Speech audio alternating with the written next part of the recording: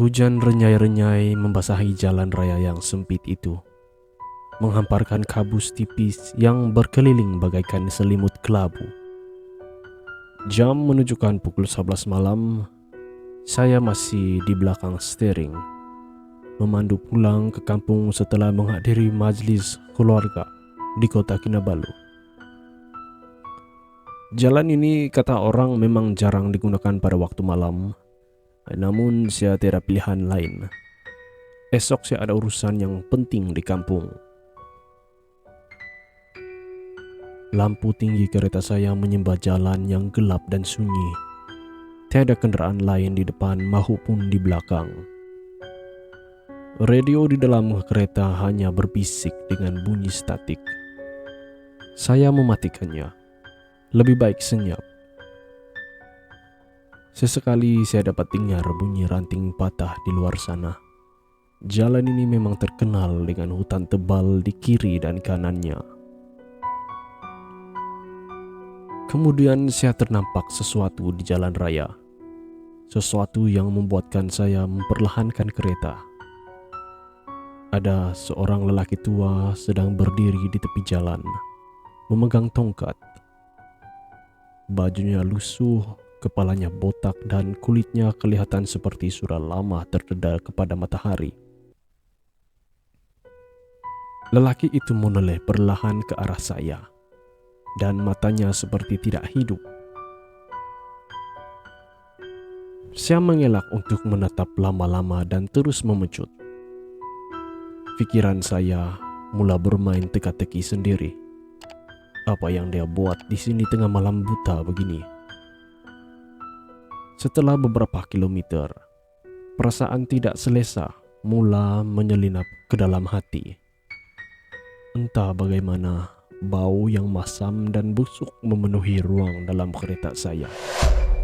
Bau itu terlalu kuat hingga membuatkan saya hampir termuntah. Saya menurunkan tingkap untuk mengambil udara segar, tetapi bau itu tetap tidak hilang. Saya mula meraba-raba di sekitar, menyangka ada sesuatu yang rosak di dalam kereta. Tiba-tiba, dari cermin pandang belakang, saya ternampak bayangan seseorang di kursi belakang. Saya break mengejut. Jantung saya berdegup kencang. Apabila saya menoleh ke belakang, tiada sesiapa di situ. Cuma kerusi yang kosong. Aku penat sangat agaknya. Bisik saya untuk menenangkan diri sendiri. Saya menarik nafas yang panjang dan meneruskan perjalanan. Namun selepas beberapa menit, saya mulai sadar sesuatu yang lebih pelik. Jalan yang saya lalui kelihatan sama. Simpang itu, papan tanda itu, pokok besar di sebelah kanan. Semua seperti berulang-ulang. Saya yakin saya tidak tersalah jalan. Tetapi bagaimana saya boleh berada di tempat yang sama? Rasa gelisah semakin menebal. Saya coba mengingati doa perjalanan yang pernah diajarkan oleh nenek saya. Mulut saya terkumat kamit membaca ayat-ayat itu. Lampu tinggi kereta saya tiba-tiba berkelip dan padam seketika sebelum menyala semula. Saya memberanikan diri untuk memeriksa jam di dashboard. Jam tetap menunjukkan pukul 11 malam, sama seperti sebelumnya. Kemudian saya terdengar bunyi ketukan dari bumbung kereta. Ketukan itu perlahan tetapi konsisten, seperti ada sesuatu memanjat di atas. Hati saya berkecamuk. Saya tidak berani berhenti, tetapi pada masa yang sama, saya tidak dapat abaikan bunyi itu. Dalam keadaan cemas, saya coba menekan horn, berharap ia cukup kuat untuk menghalau apa saja yang ada di luar sana. Bunyi ketukan itu berhenti seketika sebelum kedengaran lagi. Dan kali ini, bunyi itu kedengaran lebih kuat. Seolah-olah sesuatu sedang menyeret tubuhnya di atas bumbung. Akhirnya saya nekat. Saya tekan pedal minyak sedalam mungkin, memecut laju untuk keluar dari kawasan itu.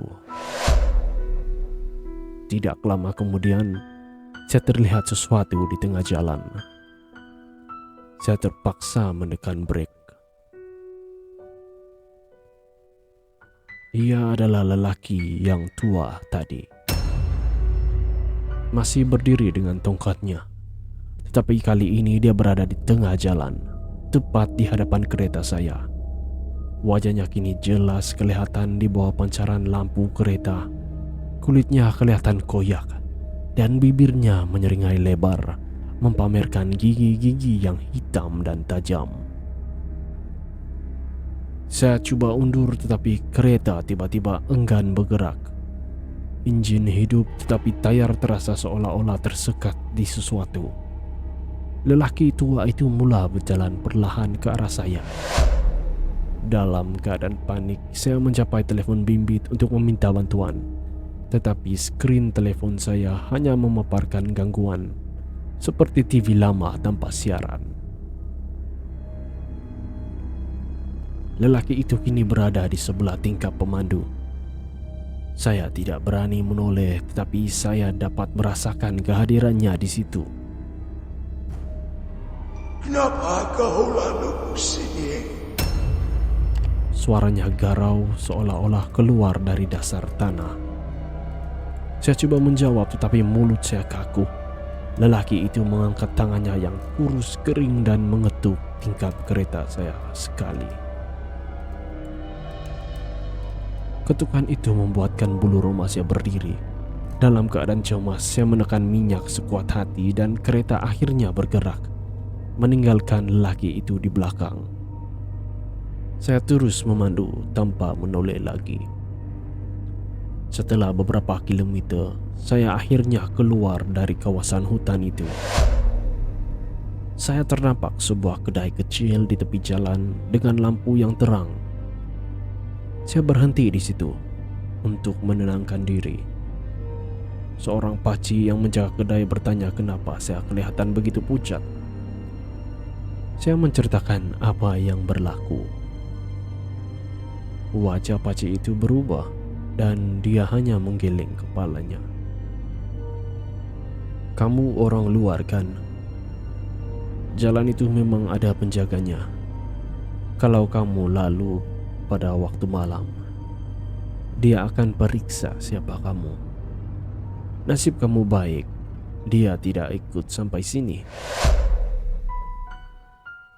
Saya tidak bertanya lebih. Saya hanya mengangguk dan berterima kasih kepada paci itu. Malam itu, saya bersyukur karena masih dapat melihat fajar esoknya.